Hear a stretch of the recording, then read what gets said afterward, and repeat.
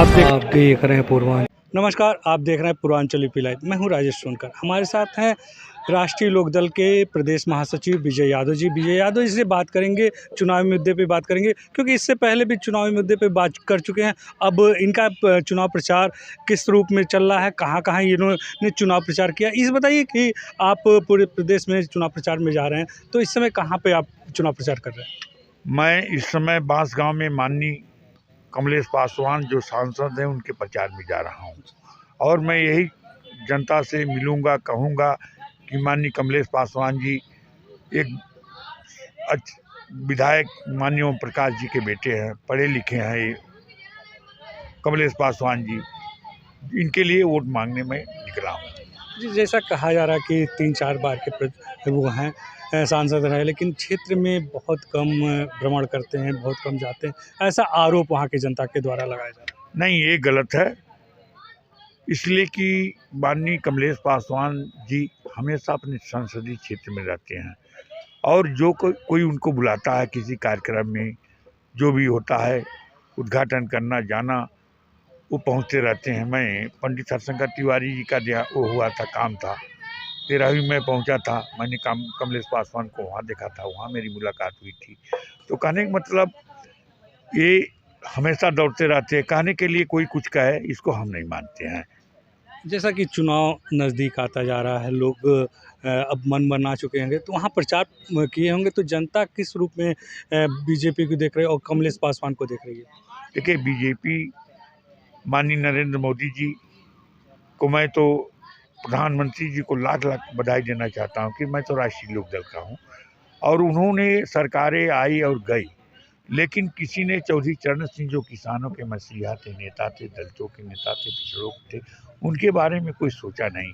मैं तो माननीय नरेंद्र मोदी जी के, हमारे नेता जयंत चौधरी ने जो भारत रत्न दिए चौधरी चरण सिंह को, हमारे नेता ने, युवा नेता जयंत चौधरी ने गठबंधन किया और राष्ट्रीय लोकदल के लोग इतना खुश हैं कि माननीय नरेंद्र मोदी जी ने तो हमारे नेता के लिए इतना अच्छा काम कर दिया, इसलिए हम लोग राष्ट्रीय लोकदल के प्रदेश के जितने कार्यकर्ता हैं, जहाँ भी हैं, जिस स्तर से हैं, उस क्षेत्र में जा कर के वोट मांग रहे हैं और कमलेश पासवान चुनाव जीतेंगे, कहीं वो हारेंगे नहीं।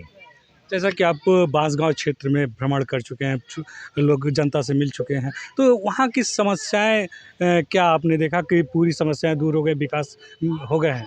जी, माननीय कमलेश पासवान जी हमेशा सांसद जी, अभी हम पाली मड़ैया में गए थे, एक राय साहब हमारे मित्र हैं, ओंकार राय हमारे मित्र हैं, उनके घर भागवत की शादी थी, तो मैं गया था, वहाँ लोगों से पूछा तो उन्होंने कहा नहीं, हम लोग वोट कमलेश पासवान को देंगे, कांग्रेस को नहीं देंगे। कांग्रेस का प्रत्याशी जो सदल प्रसाद जी हैं, वो बैंक में एक कर्मचारी थे और गमन में फंस गए, जेल गए, वापिस हो गए। अब वो नेता बन के बहुजन से टिकट पाए थे, बहुजन से मंत्री बने, अब वो कांग्रेस में आए हैं। कांग्रेस का कोई निराधार नहीं है कि वो चुनाव जीत सकते हैं। तो ऐसे लोग जो लूट खसोट करके जेल से वापिस और नेता बन जाओ, कमलेश पासवान का सामना करेंगे तो सदल प्रसाद कहीं सामना नहीं कर पाएंगे। इसलिए सपा का गठबंधन है, सपा के गठबंधन के बारे में आप लोग जान ही रहे हैं किस तरह से राजनीति कर रहे हैं, इसलिए कमलेश पासवान जीतेंगे, सदल प्रसाद कहीं भी चुनाव नहीं जीत पाएंगे।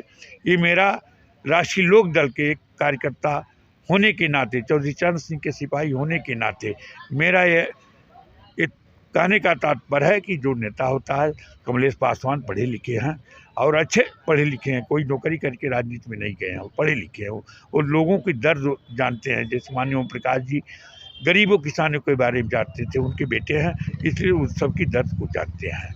अच्छा, इंडिया गठबंधन के सदल प्रसाद के बारे में आपने कहा कि सदल प्रसाद अभी कॉन्फ्रेंस में किए हैं, कहें कि क्षेत्र में कोई विकास ही नहीं हुआ, बहुत से अधूरे काम पड़े हुए हैं।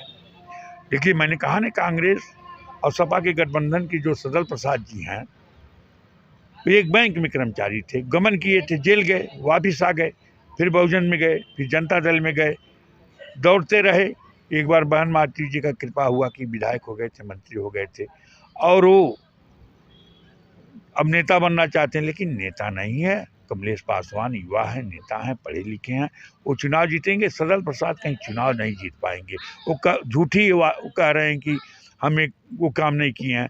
किस क्षेत्र में काम नहीं किए हैं। बांसगांव में गया था, देखा अच्छे रोड हैं, स्कूलें अच्छी हैं, लोग नाम ले रहे हैं। अभी मैं रुद्रपुर गया था, बरहज गया था, लौटे हैं।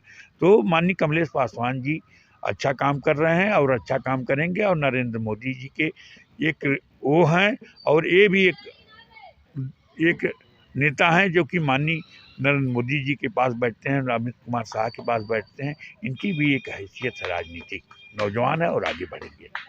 ये थे राष्ट्रीय लोक दल के प्रदेश महासचिव विजय यादव जी ने। विजय यादव जी ने कहा कि बांसगांव में भी जनता कमलेश पासवान को ही वोट देगी, क्योंकि कमलेश पासवान ने विकास कार्य किए हैं। जिस तरह से मोदी और योगी जी का लहर चल रहा, उस लहर में कमलेश पासवान को वहाँ की जनता चुनेगी। लेकिन कुछ आरोप प्रत्यारोप भी वहाँ की जनता द्वारा लगाए जा रहे हैं, उसको निराधार बताते हुए कहा कि बांसगांव क्षेत्र में विकास कार्य हुए हैं, इसलिए कमलेश पासवान को इस बार फिर सांसद के रूप में वहाँ की जनता चुनेगी। पूर्वांचल यूपी लाइव के लिए मैं राजेश सोनकर।